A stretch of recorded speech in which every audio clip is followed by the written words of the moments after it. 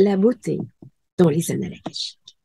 Pourquoi parler de la beauté? Pourquoi aborder un thème qui, a priori, concerne plus l'esthétique que la méditation?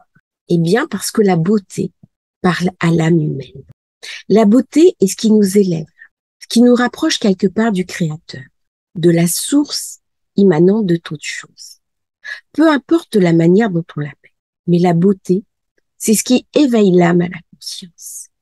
Cette beauté n'est pas forcément le fruit d'une œuvre humaine. C'est avant tout le fruit de la création. Lorsque vous regardez un coucher de soleil, lorsque vous regardez un lever de soleil, lorsque vous avez capacité à vous émerveiller devant une nuit avec des étoiles, lorsqu'une fois par an nous avons ces étoiles filantes qui illuminent le ciel, lorsque nous allons en forêt et que nous regardons la nature autour de nous, les vols des oiseaux, un animal qui vient boire. La nature nous enseigne la beauté. Elle nous enseigne le partage. Elle nous enseigne aussi la connexion. C'est dans cette capacité à recevoir la beauté que le divin, que la source peut prendre naissance. Les personnes qui sont coupées du divin, qui sont coupées de la source, qui sont coupées de leur âme, n'ont plus cette compréhension de la beauté. La beauté, pour eux, est uniquement visuelle. Elle est à l'extérieur d'eux-mêmes. Ça ne veut pas dire qu'ils ne vont pas être aptes à admirer un tableau de peintre, d'admirer une œuvre musicale, mais ils ne seront jamais transportés. Lorsqu'on est transporté par la beauté, elle nous habite au tréfonds de nous-mêmes. On est comme pénétré par une épée en soi. Et cette incarnation de la beauté en soi, eh bien, c'est l'incarnation d'une séphira, de l'arbre des kabbalistes qui est Tiferet. Tiferet est la beauté.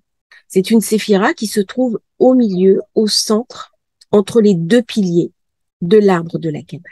La beauté parle au divin parce que la beauté parle à l'âme. C'est ce que nos anciens avaient très bien compris en édifiant des cathédrales de pierre, des cathédrales de cristal, des cathédrales totalement découpées comme de la dentelle.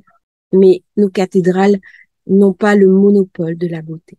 On trouve par exemple en Iran, à Isfahan, la grande mosquée bleue, qui est une véritable merveille que j'ai moi-même découvert quand j'avais 11 ans et qui appelle complètement à découvrir la beauté. On retrouve cette compréhension du sacré et de la beauté en Égypte ancienne. Avant toute chose, le contenu des pyramides, avec ces superbes hiéroglyphes, ces peintures rupestres, eh bien, éveillait l'âme et portait l'âme vers le divin. C'est la beauté qui permettait la transition de l'âme vers un autre passage. On retrouve aussi cette beauté en Asie, bien évidemment, avec ces magnifiques temples bouddhistes qui sont non seulement un éveil, un appel à la contemplation, mais aussi une manière de méditer. Lorsqu'on s'imprègne de beauté, on rentre déjà dans une forme de méditation. S'imprégner de beauté, c'est donc la capacité à faire descendre cette beauté en soi. Dans les annales akashiques, bien sûr, la beauté est omniprésente. Lorsqu'on fait la méditation d'entrée, lorsqu'on découvre les annales akashiques, lorsqu'on découvre les différentes salles, les différents moteurs des annales akashiques, on est imprégné de beauté. Moi-même, au moment de l'entrée, eh bien, je vous donne des indications afin de mieux vivre ce passage. Comment la beauté va parler à l'âme? Comment la beauté va vous élever? Comment la beauté est aussi une forme d'ascenseur qui permet de toucher du doigt des mondes supérieurs? Bien, c'est ce qu'on voit lorsqu'on est dans une consultation annales akashique ou lorsque vous-même, vous allez dans les annales akashiques. Alors, la beauté sent bon. Lorsqu'on est connecté avec le divin, avec le sacré, eh bien, la beauté a une odeur. Lorsque j'avais eu vent de cette expérience, il y a la Sainte Baume où il y a une relique de Marie-Madeleine. Après son départ de Palestine, après son voyage en Méditerranée, eh bien Marie de Magdala, Marie Béthanie, a été recluse. Elle est devenue ermite dans une montagne à la Sainte-Baume, en Provence. Vous pouvez librement visiter cette grotte. C'est très intéressant à faire. Moi, la dernière fois où j'ai fait ce pèlerinage, eh bien, j'étais enceinte de 9 mois et le lendemain, je rentrais à la maternité pour accoucher de ma fille. Et ça reste un moment très émouvant dans ma vie où j'ai fait ce choix j'y avais déjà été, mais j'ai fait ce choix d'aller en pèlerinage, vraiment avec cet enfant en moi, sur le point d'accoucher, pour me connecter avec la beauté, pour connecter l'enfant avec cette beauté. Et donc, il y a une relique au musée de la Sainte-Baume, une relique de Marie-Madeleine. Et ils ont ouvert cette relique pour faire des analyses. Donc, la relique a été ouverte et ce qui a été dit, eh bien, c'était les odeurs du sacré. C'est-à-dire, ça sentait la rose, ça sentait l'encens, ça sentait les aromates. Et en fait, lorsqu'on a retrouvé, par exemple, des corps de personnes qui avaient été habitées de sainteté, eh bien, leurs dépouilles n'avaient pas jamais ces odeurs de putréfaction. C'est quelque chose de très surprenant. Ça dépasse l'entendement, ça dépasse même les normes humaines, et même des scientifiques ont été très surpris par ça. Certains corps, bien sûr, étaient embaumés avec des aromates, avec des éléments qui allaient générer des odeurs olfactives positives. Mais au-delà de ça, dès qu'une personne est rentrée quelque part en état de sainteté, qu'elle a été imprégnée de lumière, eh bien, il y a quelque chose qui reste. Les kabbalistes parlent d'une nefesh, c'est-à-dire la dépouille humaine qui reste, l'énergie qui reste, alors même que l'âme est partie. Eh bien, dans cet état-là, il reste encore cette trace immanente de la beauté à travers des odeurs olfactives positives. Alors, le beau, la beauté, c'est une notion abstraite. C'est lié à représenter de l'art, par exemple, mais ça s'invite dans de nombreux aspects de l'existence humaine. Donc, c'est étudié en esthétique, mais aussi en histoire, en sociologie, en psychologie. Qu'est-ce que c'est que le beau, en fait? Qu'est-ce qu'on va définir comme le beau? Eh bien, c'est la caractéristique d'une chose qui, à travers une expérience sensorielle, donc une perception, soit intellectuelle, par le biais de nos 5 sens, puisque la beauté est intimement liée à nos 5 sens, mais c'est aussi la perception d'une expérience extrasensorielle. C'est-à-dire que la manifestation de la beauté, c'est non seulement la forme, l'aspect visuel, le mouvement, le son, mais c'est aussi le projeté que nous avons d'une expérience extrasensorielle. Lorsque j'ai des personnes, par exemple, qui vont retrouver leur animal totem, eh bien, dans la compréhension de l'animal totem, il y a aussi cette perception de la beauté, cette perception de l'esthétique. Alors, pour Platon, c'est par l'amour, par l'éros, que l'on découvre les choses les plus belles. Donc, l'amour est rattaché à la philosophie et tout ce qui est harmonieux ne donne pas de plaisir, donne du plaisir. C'est-à-dire tout ce qui est beau va procurer du plaisir à qui le regarde, le touche, mais aussi le ressent. Alors c'est intéressant de voir dans le banquet, le banquet de Platon, cette définition, c'est Ponasias qui affirme, prise en elle-même, une action n'est ni belle ni honteuse. En ce moment, nous sommes en train de boire, chanter, converser. Rien de tout cela n'est en soi une belle action. Mais c'est dans la façon d'accomplir cette action que réside telle ou telle qualification. Lorsqu'elle est accomplie avec beauté, kalos et rectitude, orthos, cette action devient belle, kalon, et lorsque la même action est accomplie sans rectitude, elle devient. C'est notre éthique, notre manière de voir la chose, notre manière de procéder qui va engendrer la compréhension, la beauté et la propre compréhension, le propre visuel que nous avons de la beauté. Aucune chose n'est belle par nature. Qu'est-ce que c'est que la beauté? Si on regarde un tableau de Picasso, je pense au tableau de Guernica. Tout le monde n'est pas sensible à la beauté. Tout le monde ne va pas voir le sens du divin dans cette œuvre. C'est le regard qui va déterminer quel est le sens à apporter à cette œuvre. Et pourtant, une œuvre comme Guernica a énormément porté la paix. Dans la déformation de l'œuvre, dans la déformation du trait, Picasso s'est connecté avec la déformation du sens. C'était une beauté par l'absurde, Est-ce que la beauté porte forcément l'équilibre? Pas forcément. Mais il y a une chose que la beauté porte toujours, c'est l'éthique et c'est le regard que nous posons sur l'œuvre. Chez Platon, la compréhension est différente. Le beau est associé au vrai et au bien, comme les idées les plus élevées. La beauté, c'est un idéal. La beauté, ce n'est pas simplement la qualité d'un objet, selon Platon. C'est aussi la valeur morale de l'âme, d'un individu qui aime faire de belles choses. Lorsque nous incarnons dans la vie le sens de notre vie, le sens de notre âme, notre projet d'âme, nous sommes alignés sur la beauté. Et cette beauté, elle nous est renvoyée par exemple par la méditation. Cette capacité à nous mettre en contemplation, eh bien, il va y avoir un espèce de miroir. Je me mets moi en contemplation. Dans cette contemplation, dans cette méditation en retrait, je vais me connecter sur la beauté de mon âme et je vais la ramener dans l'ici et maintenant. Vais-je en faire une œuvre? C'est le choix des artistes. Les choix des artistes qui vont offrir leur souffrance à l'âme et par le biais de l'âme, ils vont l'élever. Ils vont toucher du doigt le nefesh, qui est le troisième niveau de l'âme, qui est la transmutation de toutes choses. Parfois, des choses sont vilaines, sont laides. Lorsque nous souffrons, c'est abominablement douloureux, c'est incroyablement douloureux. Comment parler de la beauté dans la souffrance? Et pourtant, c'est une espèce de transmutation dans quelque chose qui nous dépasse, dans quelque chose d'absolu, que nous pouvons reconnaître qu'il y a peut-être, une fois traversé l'épreuve, ce n'est pas dans l'épreuve que nous pouvons le faire, mais une fois que cette épreuve s'est apaisée, nous pouvons trouver qu'il y a peut-être de la beauté dans la terrible épreuve que nous avons traversée. Souvent, des personnes qui sont confrontées à une mort inqualifiable, trouvent une forme de dignité. La dignité, c'est ce qui porte la beauté. Il n'y a pas que la beauté visuelle, c'est aussi la compréhension de l'âme.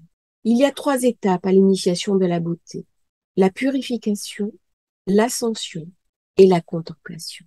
Là, on est dans Platon. On est dans les valeurs d'origine. Le monde grec est le monde de la beauté. Lorsque j'étais en Grèce, que j'ai navigué dans les îles Ioniennes, j'ai compris pourquoi la beauté est née en Grèce. Vous avez le bleu de la mer étincelant avec des couleurs, des myriades de couleurs différentes. Vous avez le vert des arbres. Les Ioniennes sont, sont très proches de la nature. Il y a beaucoup d'arbres dans les Ioniennes. Il pleut. Vous avez cette beauté des cyprès, des oliviers, des eucalyptus et le bleu étincelant du ciel. Et vous arrivez à des temples blancs, blancs de marbre. Et là, vous comprenez pourquoi la beauté est là. Est-ce que la beauté pouvait naître ailleurs? En Égypte, oui, bien sûr. L'Égypte a incarné la beauté. Rome a incarné la beauté. L'Atlantide a incarné la beauté. Mais chez les Grecs, il y a encore autre chose. Et lorsqu'Alexandre le Grand, qui était un conquérant, est parti, il a quitté la Grèce, et ça, je l'ai appris en allant au musée de Corfou, il a été jusqu'en Asie. Et lorsqu'on va au musée des arts asiatiques de Corfou, le musée des arts d'Orient, eh bien, en fait, on comprend que Alexandre le Grand a amené à l'Asie la beauté. Cette beauté de base, cette beauté hellénistique qui est à la racine même de notre civilisation occidentale, mais qui en fait n'est pas juste à la racine de notre civilisation occidentale, elle existe pour le monde et elle a été importée en Orient par Alexandre le Grand. Et donc, ce conquérant avec son cheval bucéphale, dont on voit des superbes mosaïques, eh bien, l'œuvre qu'il a le plus accomplie, on en parle très peu, c'est d'avoir amené la beauté au monde. Et lorsqu'on voit les premières représentations des arts asiatiques, après le passage d'Alexandre le Grand, on comprend la beauté des visages dans les représentations orientaux et comment se représenter. Quand on voit ces Bouddhas qui sont magnifiques, qui sont posés, qui appellent complètement à l'élévation de l'âme, eh bien, on retrouve dans la splendeur des traits la connexion que l'on peut avoir lorsqu'on est devant une statue grecque. Non pas qu'on va prier le Dieu qui est représenté par la statue, mais par la beauté de se représenter, eh bien, le simple trait du visage parle à notre âme et nous interpelle sur ce sens profond de la beauté, cette beauté qui est en lien avec le divin. Alors pour certains, au contraire, la beauté, c'est pas une qualité inhérente aux choses. Elle existe seulement dans l'esprit qui la contemple. Là, on parle du jugement du goût, donc quelque chose qui est à l'extérieur de nous. On ne parle pas de cette beauté qui transperce l'être. Il faut quelque part avoir déjà une forme de sensibilité pour être transpercé par la beauté. Kant, par contre, lui, il dissocie totalement l'idée de beauté et la sensation du plaisir. Pour Kant, la beauté, c'est une satisfaction désintéressée, pardon. La beauté peut aussi être désespérée. Quand des personnes vivent des situations extrêmes, l'art peut être une manière de les reconnecter à la vie. L'art peut être une manière de les reconnecter au sens de la vie. Lorsque je rencontre, par exemple, en rendez-vous anal-akashique, des personnes profondément désespérées, je les reconnecte sur la beauté. Je les invite à accomplir une œuvre. Je les invite à dessiner. Je les invite à créer. Alors, elle me dit, je sais pas dessiner. On s'en fiche. C'est pas ça qui est important. Exprimez-vous dans la création. Et en fait, d'après Kant, vient est beau ce qui plaît universellement son concept. Pour Hegel, par exemple, le beau artistique est très au-dessus de la nature parce qu'il est œuvre de l'esprit. Le beau, c'est uniquement l'œuvre. Je ne pense pas quand même. Je pense que la première chose qu'ont fait les hommes des cavernes, le premier signe qui a créé l'humanité, c'est le représenter du beau. J'avais participé à un projet qui était l'Arbre des possibles, qui avait été instigé par Bernard Weber. À l'époque, l'informaticien de Bernard Weber était un de mes amis. Et il avait créé un projet qui s'appelait l'Arbre des possibles, inspiré par le roman de Bernard Weber. Et à un moment donné, c'était qu'est-ce qui a signé le commencement de l'humanité. Et là, j'avais parlé justement de ces hommes des cavernes qui, à un moment donné, se sont appuyés sur la caverne. Il y avait eu des infiltrations. Et puis, ils ont fait une trace. Et ils se sont aperçus après qu'ils pouvaient mettre les mains et laisser leurs marques. Et puis, un jour, eh bien, il y avait un grand guerrier qui avait été chasser le mammouth. Et tous les soirs, il racontait la chasse au mammouth aux enfants pour les occuper, pour éviter qu'ils pleurent, pour créer du lien. Parce que nous avons besoin de créer du lien. Et la beauté crée du lien. La beauté, elle ne sépare pas, elle crée du lien. Quand on va ensemble voir une exposition, quand on va ensemble regarder un coucher de soleil, le lien est créé par la beauté. Cet homme des cavernes, à un moment donné, il a voulu créer un livre pour ses enfants. C'est l'origine du livre. Et qu'est-ce qu'il a fait? Il a dessiné sur la paroi de la grotte son œuvre. Et il a compris que par-delà le temps, les autres tribus qui allaient venir retrouveraient la trace de ses exploits. Et bien, à travers la beauté, c'est là que l'humanité s'est construite. Ce n'est pas la découverte du feu pour moi. Bien sûr, le feu est en lien avec la beauté. Bien sûr, sans le feu, il n'aurait pas pu faire du charbon pour dessiner sur la grotte. Mais le feu, la découverte du feu et l'œuvre, l'art sont intimement liés. Et ce qui signe notre humanité, c'est aussi notre capacité à nous connecter sur la beauté. C'est peut-être ce que le monde actuel nous confisque de plus important, cette capacité à nous connecter sur le beau. Actuellement, un certain nombre d'artistes considèrent que la beauté n'a plus d'intérêt, qu'elle n'est plus nécessaire à l'œuvre. Et pourtant, les cathédrales étaient construites sur le nombre d'or. Notre regard sur un visage perçoit lui-même le nombre d'or. Et quelque part, ce nombre d'or, il parle à l'âme. Certaines œuvres qui ne sont pas construites sur le sens de la beauté peuvent être intéressantes. Elles peuvent en effet parler à l'éthique. J'ai vu une fois une œuvre où c'était une montagne de chaussures, ce qu'on appelle une œuvre molle, des chaussures de personnes qui avaient été abandonnées en mer. Des œuvres qui parlent à notre humanité, qui peuvent donner envie de s'engager. C'est tout à fait possible. Mais est-ce que ce genre d'œuvre parle à l'âme? Elle raconte aujourd'hui un vrai problème de société. Il ne faut pas les éliminer d'un revers de main en disant ce n'est pas beau, ça n'a pas d'intérêt. Si, dès qu'un artiste va créer quelque chose, ça fait sens. Mais tout ce qui fait sens ne parle pas forcément à l'âme. Ce qui parle à l'âme, c'est véritablement la beauté. La théorie de l'évolution, par exemple, ne permet pas directement d'expliquer le sentiment de beauté en tant que tel. Au départ, bien sûr, il y a l'attractivité. L'homme qui va choisir une femme parce qu'il la trouve belle. La femme qui va choisir un homme parce qu'elle le trouve beau. Et dans cette beauté, dans cette compréhension de la beauté, le sentiment va naître. Était-ce une beauté académique? Pas forcément. C'est la beauté qui nous plaît. C'est la beauté dont on se sent proche. Alors, si on continue sur la compréhension du beau, le beau peut aussi se rapprocher de l'excès.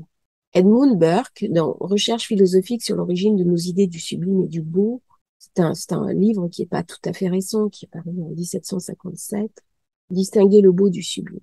Le beau, pour lui, c'est harmonieux, attirant, ça parle à l'âme, et le sublime est disproportionné et terrible. Qu'est-ce que le disproportionné et terrible? Eh bien, c'est l'excès. L'excès, c'est la tempête qui va tout ravager. C'est le glissement de terrain. C'est le volcan. Nous pouvons être complètement fascinés, omnubilés par ce volcan qui crache de la lave, mais qui détruit tout sur son. Certains sont malheureusement fascinés par ce sublime d'un feu de forêt qui détruit tout. Dans l'absolu, nous pouvons considérer une certaine forme de puissance. Bien entendu, il y a une puissance terrible, mais c'est une puissance totalement disproportionnée. Et là, cette incompréhension des conséquences du sublime sur nous, eh bien, ça peut donner des personnes qui sont incendiaires. Et pour se confronter au sublime disproportionné, eh bien, elles vont créer l'ignorance. Et donc, elles vont détruire le vivant. Elles vont détruire toute chose.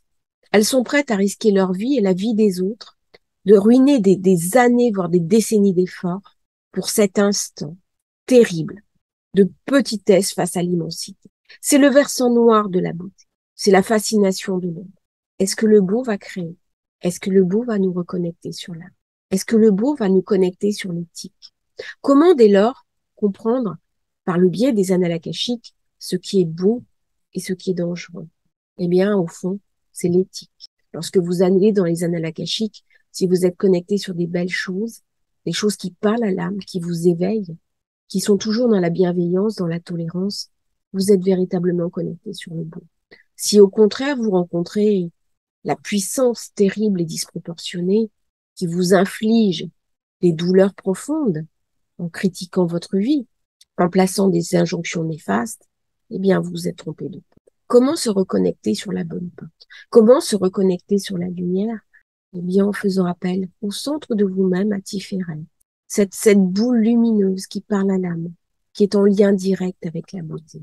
Et en vous connectant sur la beauté la plus simple qui soit, la beauté de la nature, la beauté des anciens hommes, la beauté que les hommes des cavernes pouvaient voir au-delà du temps et de l'espace et qui résonne en nous, au plus profond de nous, dans notre cerveau reptilien. Dans notre cerveau reptilien, nous entendons encore le grondement des dinosaures.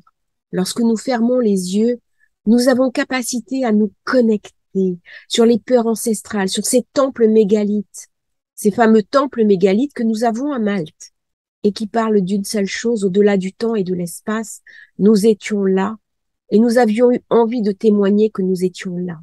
Dans les temples mégalithes de Malte, il y a une ouverture et à chaque équinoxe du printemps et de l'hiver, eh bien, le rayon de soleil arrive, le logos, le soleil absolu de l'être.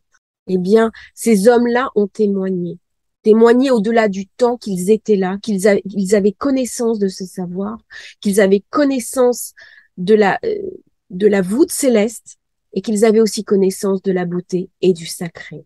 C'est dans ce témoignage que se nourrit la beauté dont nous avons hérité et la beauté à laquelle nous pouvons nous connecter, la beauté à laquelle nous sommes invités à transmettre pour la retrouver dans notre vie future et pouvoir à notre tour nous émerveiller de cette beauté qui nous connecte directement à l'âme et que l'on aura complètement reconnecté dans les annales akashiques. Merci d'avoir suivi cette transmission. N'hésitez pas à liker, à vous abonner à la chaîne et puis à demain pour une nouvelle transmission. Merci à tous.